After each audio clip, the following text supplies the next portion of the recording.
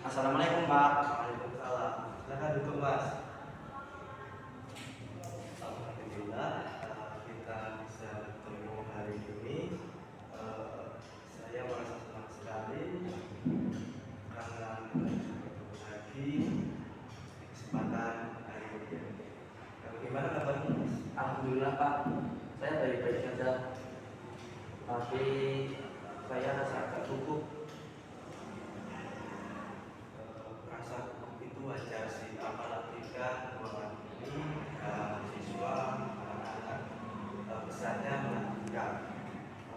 Sebenarnya nggak semenakutkan itu kok. Di sini kamu bisa bebas bercerita tentang apapun itu. Kamu bebas menceritakan segala apa yang kamu rasakan, masalah kamu. Dan di sini juga nggak akan ada yang menilai maupun mengkritik kamu. Segala apa yang kamu bicarakan aman dan terjaga rahasianya. Yang akan tahu tentang pembicaraan ini ya cuma kita berdua. Di sini juga saya sebagai pendengar. Saya siap mendengarkan apa yang kamu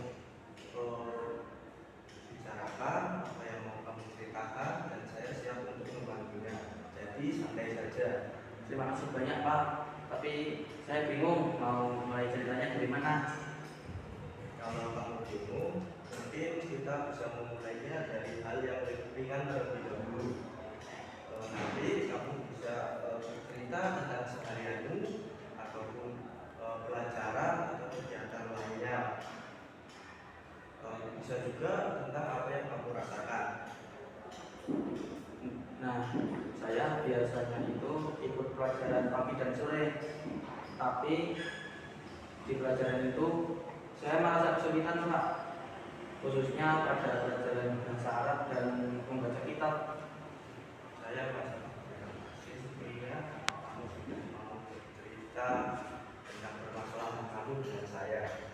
Nanti kita cari cara bagaimana kamu bisa nyaman untuk belajar dan bisa lebih percaya diri dalam belajar. Kalau ada kesulitan, nanti kamu bisa bercerita saja kepada saya. Insya Allah Pak, saya juga ingin masalah ini cepat selesai. Oh ya, saya juga sering dengar keluhan dari beberapa guru dan bahwasanya kamu sering bolos jam pelajarannya. Sebenarnya apa sih yang kamu rasakan saat kamu bolos itu? Saya ketika merasa kesulitan dalam pelajaran bahasa Arab dan belajar kitab, saya merasa daripada berangkat dan dimarahin, mending saya sekalian aja nggak usah berangkat pelajaran. Jadi kamu lebih memilih menunda karena takut malu gitu ya? Iya Pak. Terus waktu bolos, apa yang kamu rasakan? Saya ketika bolos merasa malu, dan kalau nanya malah dianggap bodoh. Takutnya seperti itu. Sebenarnya wajar kalau kamu merasa malu ataupun takut. Tapi apa kamu yakin kalau dari pihak guru, teman-teman, bahkan juga itu berpikir seperti apa yang kamu pikirkan? Apa pernah mereka berbicara tentang apa yang kamu pikirkan itu? Sebenarnya belum pernah sih Pak. Cuman saya takut aja. Kadang juga saya merasa sendiri dan kesepian menghadapi semua masalah ini. Kesepian itu memang berat sih, tapi karena kamu sudah berani datang ke sini, itu tandanya kamu hebat. Selain pelajaran, apa ada hal lain yang menyulitkan kamu dalam belajar? Misalnya soal waktu ataupun kegiatan lainnya mungkin. Jadi kadang saya bingung Pak untuk mengatur waktu. Jadwal pelajaran dan kegiatan biasa mah sudah banyak dan menumpuk. Jadi waktu belajar saya menjadi lebih sedikit. Nah, seperti itu memang wajar terjadi dalam pesantren. Apa kamu sudah pernah coba belajar sendiri? Untuk untuk jadwal belajar sendiri saya kira belum pernah sih Pak, karena saya juga belum tahu bagaimana cara membuatnya. Kalau itu kita coba buat jadwal belajar yang dulu kali ya.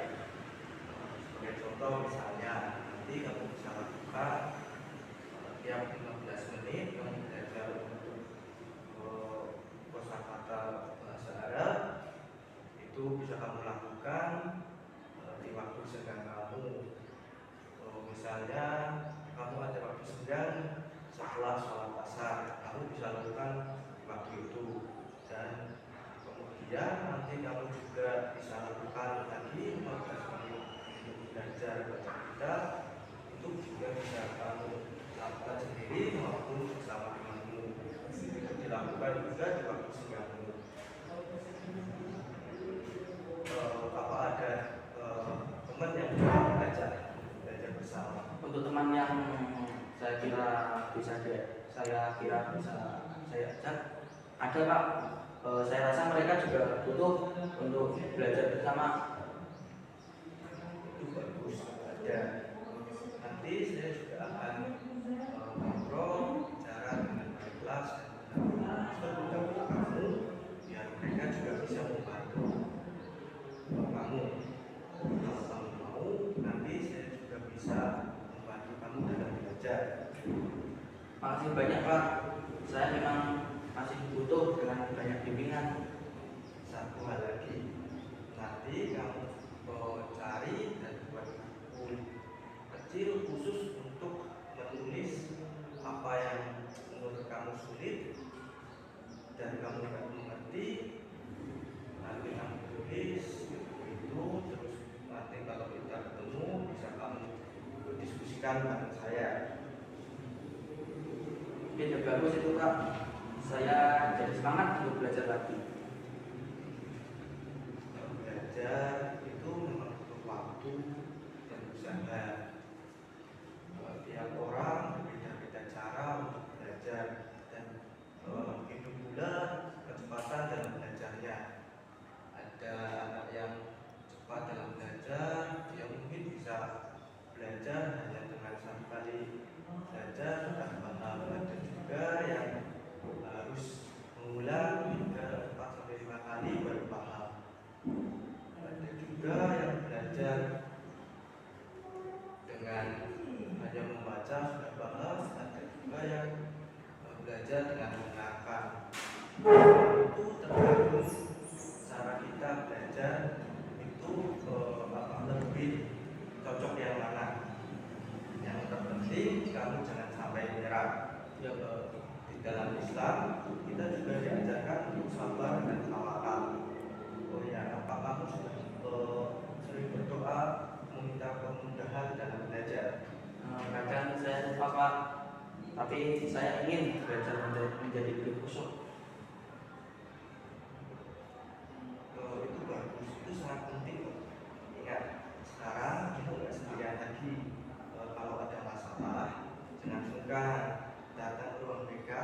Kalau kamu butuh cerita dan butuh bantuan ataupun butuh mengobrol, saya siap untuk mendengar kamu. Terima kasih banyak Pak, saya merasa lebih senang, tenang, dan semangat untuk menjadi lebih baik lagi. Alhamdulillah kalau begitu. Semoga Allah memudahkan semua urusanmu. Tetap semangat ya. Ya Pak. Baik, karena saya rasa waktunya sudah cukup, mungkin kita bisa akhiri sesi konseling ini sampai di sini saja. Nanti jika kamu masih butuh bantuan, kamu bisa datang ke sini lagi di lain kesempatan. Siap Pak, sekali lagi terima kasih banyak. Kalau begitu saya pamit dulu ya Pak. Assalamualaikum. Waalaikumsalam.